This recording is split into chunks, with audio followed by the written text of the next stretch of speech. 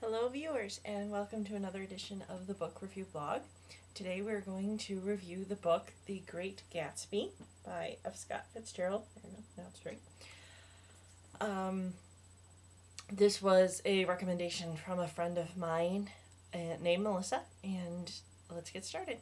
The Great Gatsby is based in the 1920s in what I thought was New Orleans, but it was actually in Long Island. It's during the 1920s jazz age, so I thought there was mostly like New Orleans and Chicago type thing, not really in New York, but nevertheless, I was wrong. So it's told in first person, and the main character that's telling the story is a man named Nick Carraway, and he has just moved. He's about 29. He just moved to New York, and he lives in this version of New York or Long Island called the West Egg, and he lives in this grandiose house, and he goes to have dinner or lunch with his cousin Daisy Buchanan, and his cousin is married to a man named Tom Buchanan, and Daisy and Tom have a friend named Jordan Baker. And Jordan is female, and she strikes up a relationship with Nick, and where he visits this house very often, and through his visits he learns about his neighbor in West Egg that's called that's known as Mr. Gatsby, and he doesn't know very much about him. He's never met the man, but what he's heard is that he's quite eccentric and just goes and throws these wild parties, and but he's kind of otherwise a reclusive man. And so Nick finds himself being invited to one of these parties, and he's very excited because he thinks that he's now able to meet this Mr. Gatsby. So he goes to this party, and he's looking all around for him, or somebody who he thinks would be him, thinks of him as kind of a very rich man because he lives in a very big house, and he throws this lavish party. And he meets just a simple fellow in the party, and the man is like, "Can I help you find anybody?" And Nick is like, "Oh, I'm actually looking for the host. I'm looking for Mr. Gatsby." And the man said, "Well, I am he. I am Mr. Gatsby." And so Nick and Mr. Gatsby strike up kind of an odd friendship. Mr. Gatsby, you learn, is about Nick's age. He's 30 or in his very early 30s, but he talks very eloquent, and he says that he went to school in Oxford, England, and he rose his fortune through bonds and things like that, and he speaks as a very eloquent man. He calls Nick old sport a lot, like, "Oh, that's good, old sport," and things like that. And through a little bit of the book, you learn that Nick tells him about his friends and his family, and he talks to Jay Gatsby about his cousin Daisy, and Jay knows her, and when Nick talks to Daisy later on, they realize, oh, they do know each other, but they just kind of met once. But that was it for Jay to be in love with Daisy for many years. So they met like 5 years ago, and they had never spoken since then, but Jay has this ever love for her. The only time other than reading this book I've known about this love between Jay and Daisy is in an episode of Gilmore Girls, where one calls the other, or Lorelai calls Suki somebody else's Daisy, because Suki knew somebody who was in love with her for years. So that's the only thing I knew about this book, was that there's this love between Jay and Daisy that spawned many years. But anyway, Daisy's husband, who's, again, his name is Tom, he is having an affair with this woman named Myrtle, who her husband's name is George Wilson, and he runs a gas pump. He runs like a really drugstore, convenience store, gas pump type, or gas station type place. And Daisy knows about it. She doesn't do too much about it, but she is aware of it.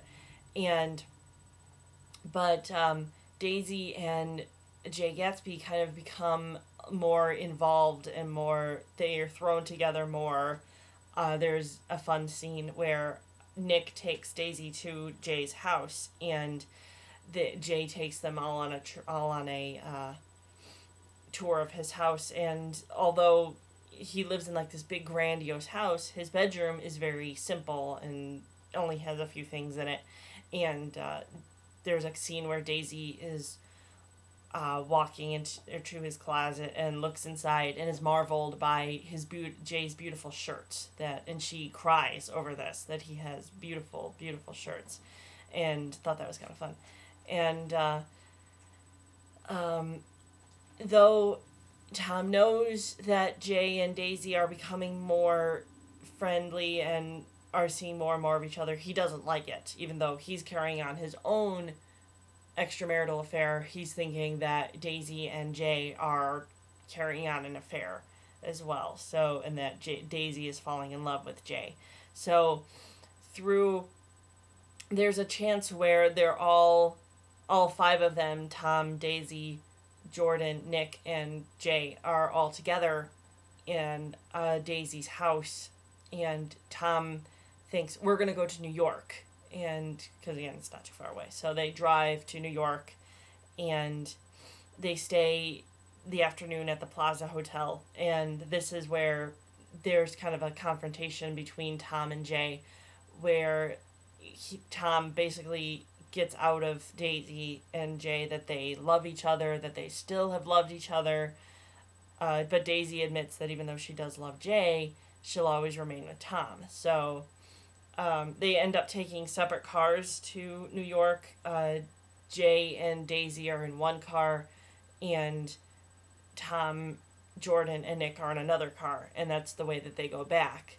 And on the way there and back, they pass George Wilson's gas station and convenience store, because there's a scene where they do get gas, and Tom has words with George Wilson, because George is convinced that Myrtle is having an affair, which is true, but he doesn't know who she's having an affair with. So, but on the way back, Nick, Tom, and Jordan are in the car, and they see that the car that Daisy and Jay are riding has slammed into George's store and gas pump, and they learn that Myrtle has died. And through the events that they learn about the accident, Daisy and Jay get off unscathed, I guess, and they leave the scene. But through the events that unfolded, you learned that Daisy was the one that was driving, and they passed and double-backed, where she was so mad at Tom for having this affair, even though she seemed okay about it. She slammed into the store, killing Myrtle, and then fleeing the scene. But later on, either she tells Tom, I don't know if it's there that she tells Tom the truth, or tells him that Jay was driving, but Tom tells George Wilson that Jay was driving the car that killed his wife. So then George thinks that Jay and Myrtle were having an affair, not Tom and Myrtle. So George is very mad, and so he drives his car to Jay's house, and Jay is lounging in the pool, and George eventually kills Jay, and then is overcome with grief and ends up killing himself. So that's kind of where the book ends, there's another chapter of Jay's funeral. By reading kind of the back end of the book, before I read it, I knew that they said that it was going to be depressing. But I was like, oh, I didn't think that this book was, but there it is. So that really wasn't my idea. I didn't want a depressing book, but I found one. So anyway, I liked it. It was very confusing because I guess that's just the way Scott Fitzgerald writes, that he puts a lot of detail into like everyday things, which I guess is good, but it still can get kind of confusing. This book was very short, but there was just so much detail that, again, it kind of got confusing at some points. So anyway, that's the review. So my next book that I'm going to review, I wasn't planning on, or it's Stephen King Misery. I wasn't planning on doing a Stephen King book so soon after I had done another one, but it was also a request from a very nice viewer of my blogs. He paid me this wonderful compliment, so thank you, and he asked if I could review Misery, so I am. So that's my next book that I'm going to review, and I wish you a happy day and happy reading.